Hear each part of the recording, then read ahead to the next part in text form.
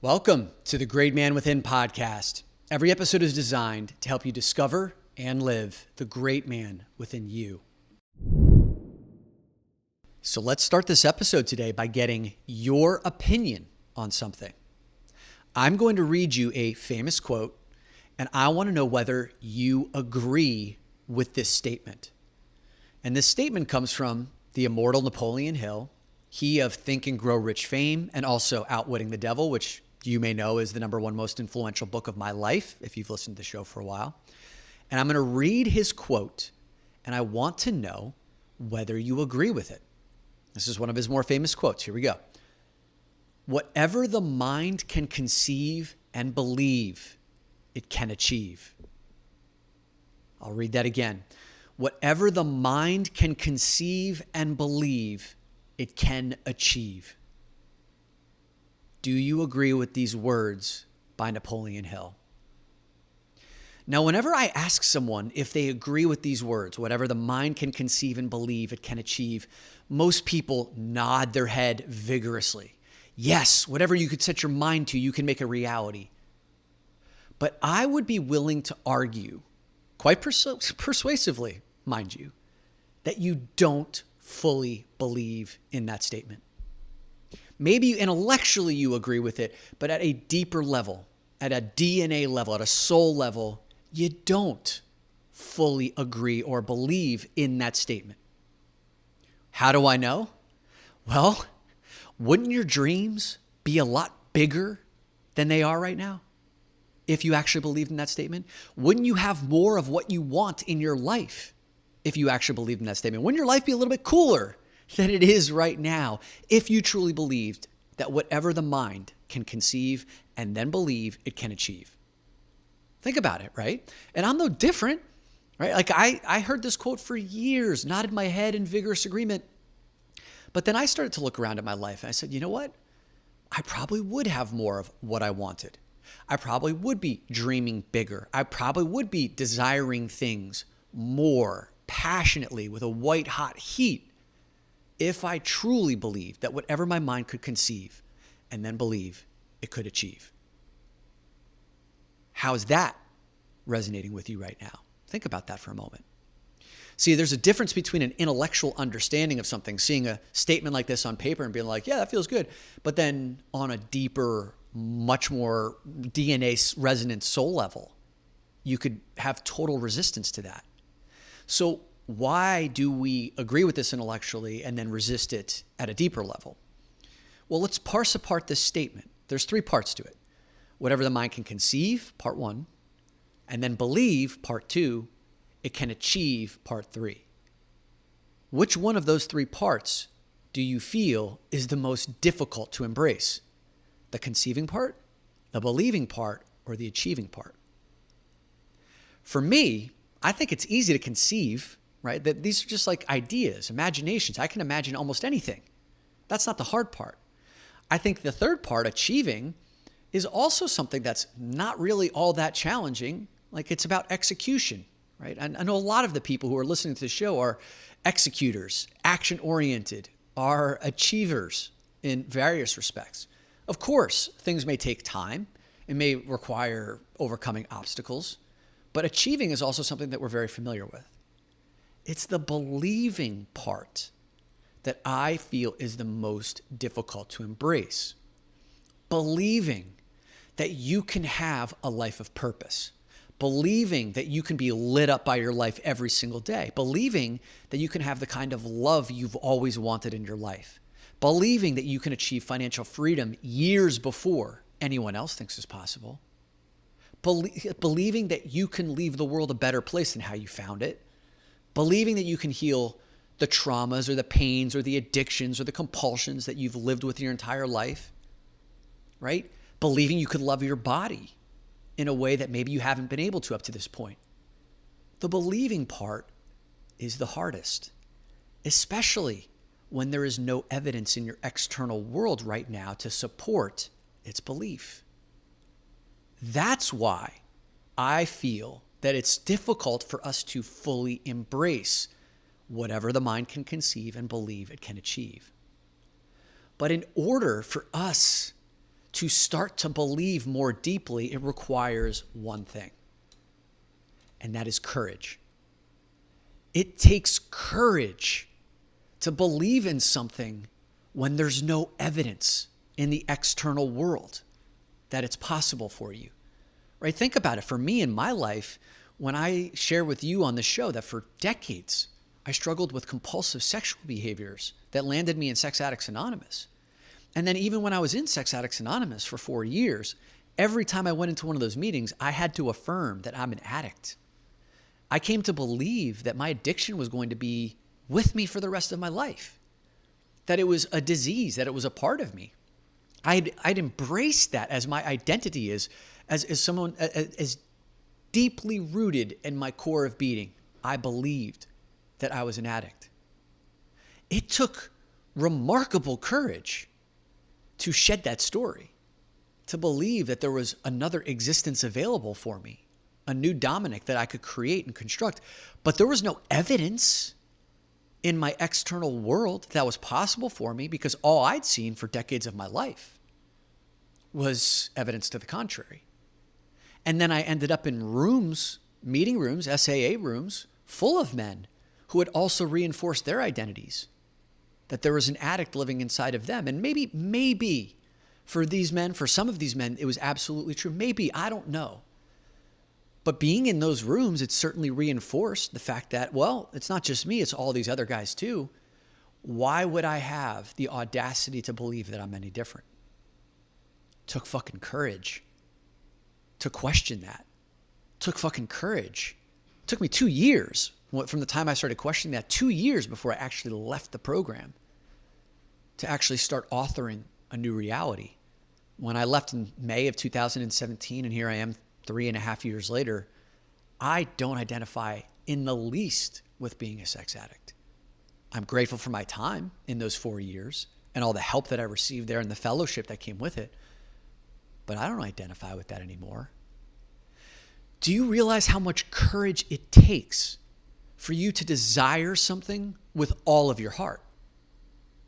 100% undiluted wanting of something, especially when there's no guarantees that you will ever get it.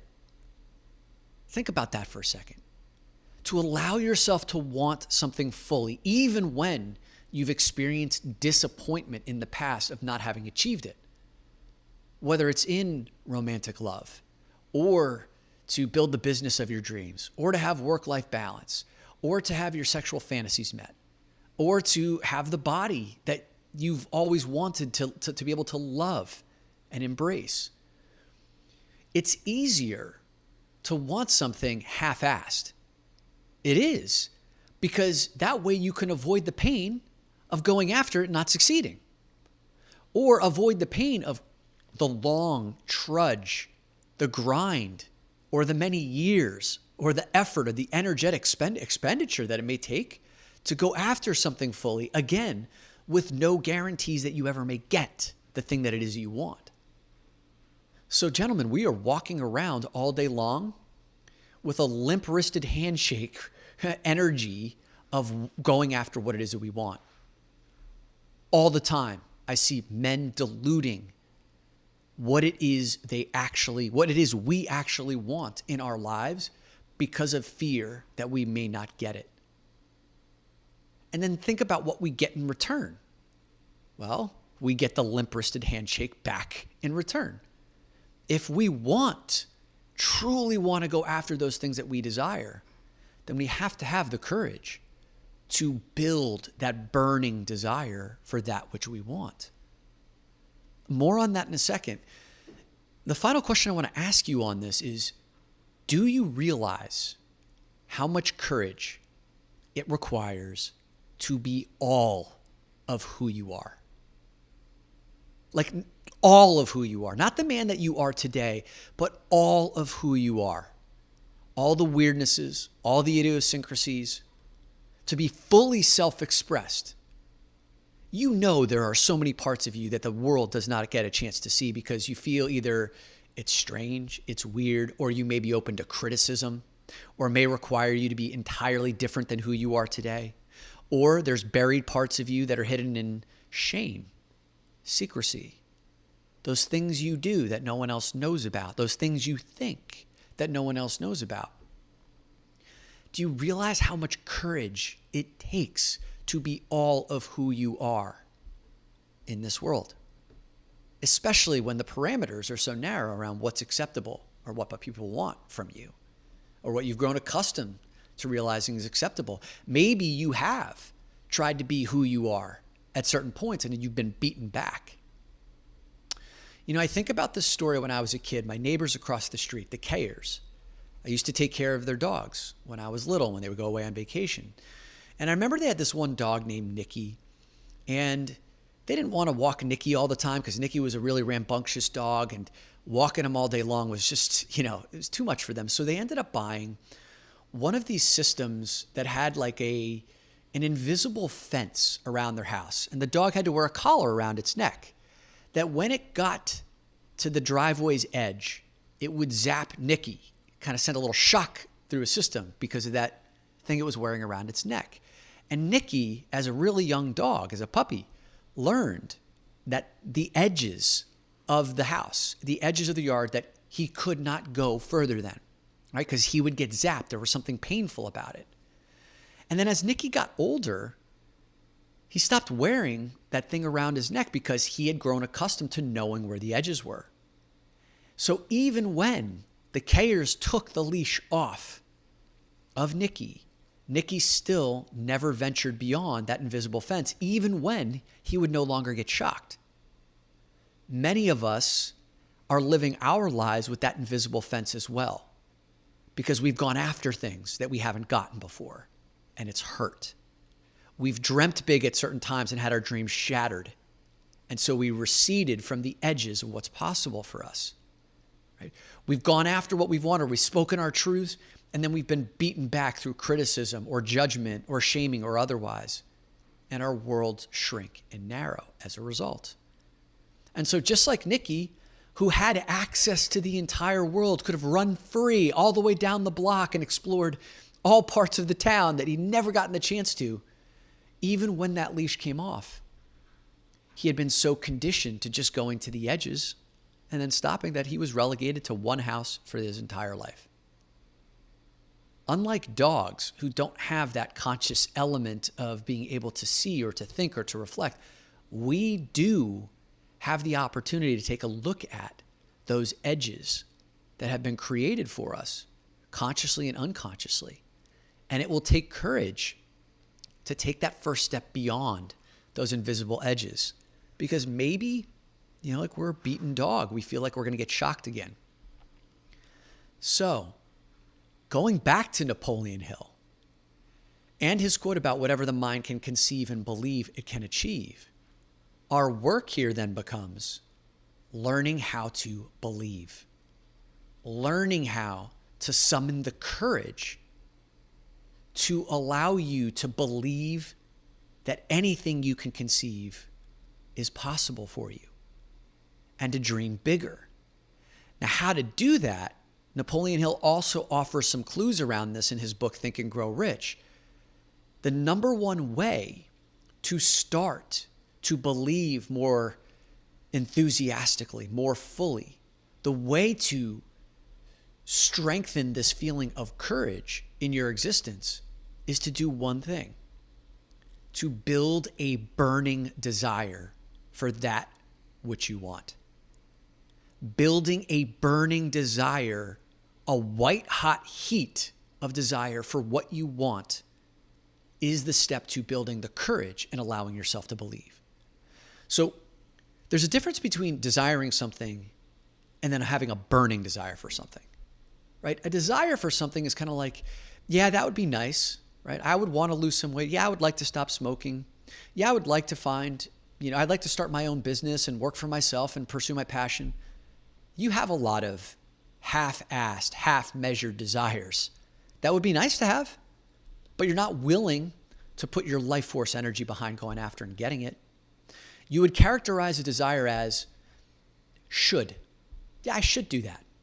I should lose this weight, or I should save my money. I should launch that blog I've been talking about. A burning desire is a must. You get that? A must. It's no longer a should. It's there's nothing standing in my way. I'm no longer willing to tolerate anything less than this thing which I desire. I must have it. And Napoleon Hill says that the difference between the haves and the have-nots in all of the most successful people that he studied in the world is the difference between cultivating a simple desire and a burning desire. Burning desire is step number 1 in his book of Think and Grow Rich of how to achieve an abundant lifestyle, however you define that. Burning desire is step number 1. You don't even have to believe at that stage that you can get what you want. You have to cultivate a burning desire. That comes before belief. Step number 2 that he talks about is faith, right? Faith that it will happen. Faith is belief, right? That's step number 2. Cultivating the burning desire, step number 1. And I applied this to my life over this last year when the idea of getting 10 million men on the path of doing inner work to live their fullest potential, to become better fathers, husbands, business leaders, community leaders as well, friends. That's a massive fucking mission that I didn't necessarily believe was possible. Maybe I had like a 5% belief when I birthed the idea. So instead, I started stoking the flames, the burning desire, and got very clear on what would the reality of the world look like if that were a possibility. Think about the intergenerational traumas that fathers have been passing down. If we were to break that with 10 million men, the tectonic shift, the ripple effect of 10 million men showing up the best version of themselves in government, in business, in communities, as fathers, as husbands, as friends. Like, just think about the downstream effects for not just now, but the generations to come.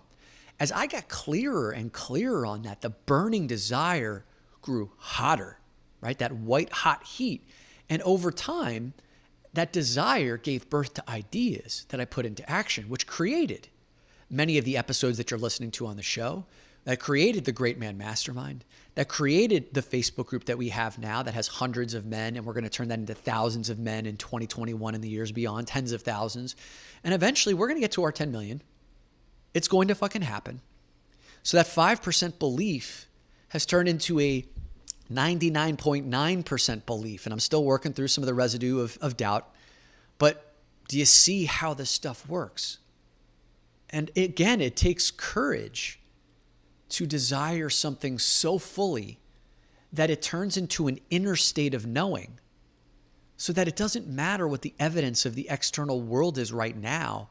My inner world becomes much more real than the external world, right? That's what meditators and Buddhists and the enlighteneds talk about all the time. It's you could be sitting in the eye of a storm, a physical storm, and then internally feel an inner sense of peace.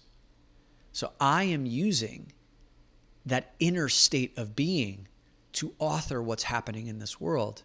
But it took courage.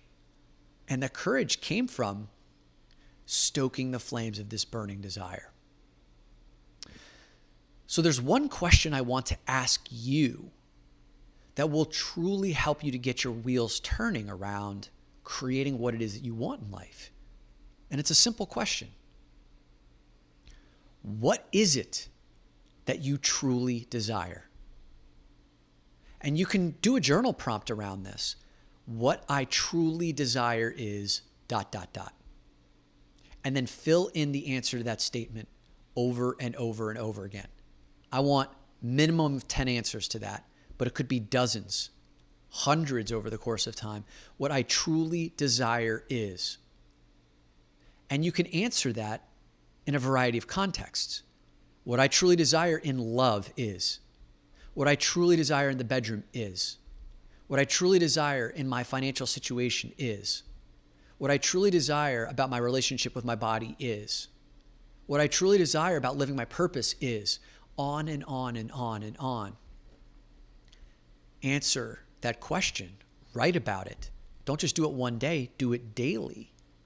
For a week, for months. Make it your bedtime ritual or your morning routine ritual. What I truly desire is. And here's what's going to happen. I'm going to tell you this. For most of you, when you start writing down the answers to those desires, you are going to be far too practical. Let me say that again. Your answers at first are most likely going to be far too practical. And it's going to be based on an incremental movement between where you are now and what you think is possible for you in the future. If you really want to get this right, you're going to blow through the practicality and you're going to go for the full boat, the 100% of what you want. And this is actually a skill, because when you have been diluting your desires for so long, it can be really hard to know what it is you actually want. But when you get this right, and when you put something down on paper and your balls tingle, that's the metric. Do your balls tingle when you see what you've just written? Then you know that you've struck gold. And now it's about building that burning desire around going after what it is that you want. And as we close this out today, I want to remind you of how courageous you've already been coming to this point. Okay? Because it's super helpful to remember the times that you've been courageous in your life for you to stoke the flames of desire for going after what it is that you want in this new way of being. And so this is something that I wrote on an Instagram post the other day. By the way, if you're not following me on Instagram, please come over and check it out. We need more men. I'm looking at my followership, like 62% of my followers are women. Guys, we need to start showing up more, okay? So head over to Instagram and follow this. And I want to share with you a story that I wrote here as a reminder of how much courage you've already demonstrated in showing up to do the inner work. Here's what I wrote. It takes balls to be the first man to step away from your group of friends to embark upon the inner work journey. As a leader of men, I have a bird's eye view of how men take their first steps on the path of inner work. For the majority of us, step number one is mounting the courage to break from your existing social structures, as most other men won't want to come with you on this journey. So this takes courage. You're breaking an unspoken contract that you have in place with these men about, quote, how we are supposed to operate, end quote. And when you break that contract, you will meet resistance from them. For example, you've found a calling to demand more for yourself, and they're happy preserving the status quo. You're questioning everything that you've been taught, and they don't seem to see the point in that. You're stepping off the beaten path, but they try to pull you back into the box. They aren't bad guys because of this. Hell, you're the one breaking the contract and their sense of equilibrium. So don't be surprised if they resist and try to pull you back. It comes with the territory. Think of it as a rite of passage. If you expect inner work to be easy, then you are traveling the wrong path, my friend. In the long run, overcoming this resistance will make you stronger. Don't worry. There will come a time to head back and invite those you left behind to adventure with you. Some will join you, others won't. It's your job to respect these men and their choices. After all, you were once one of them, and they helped bring you to this point. So now I tip my cap to you, the man who found the courage to liberate himself. Now, you may be able to relate deeply to that, having had to be that first man who stepped away from his group of friends to do this work, or his family. Many men have families who resist this, who don't understand this, who mock this. And that's required courage of you to listen to this podcast, to read these books, to attend the retreats, or whatever work it is you're doing. And sometimes it has to be done in secrecy because there are people in your life who just don't understand. And in the early stages, when you're feeling vulnerable about this work that you're doing, it takes guts to step forward and to break from that which is known, to resist other people's desire to hold you back. You've already demonstrated the courage to question yourself and how you've been living your life. You've already demonstrated courage by the very nature that you found this show and that you're listening to this episode right now. So as you are writing out that list of what I truly desire is, I want you to breathe in to your body, to your soul, and to your balls this remembrance of the courage that you have demonstrated up to this point. And then leapfrog over the practical answers. Go for 100% of what it is that you want. Because if you truly embrace that whatever you can conceive and believe you can achieve, then the dirty little secret is, guys, you will never be stopped from getting 100% of what it is you want in this life.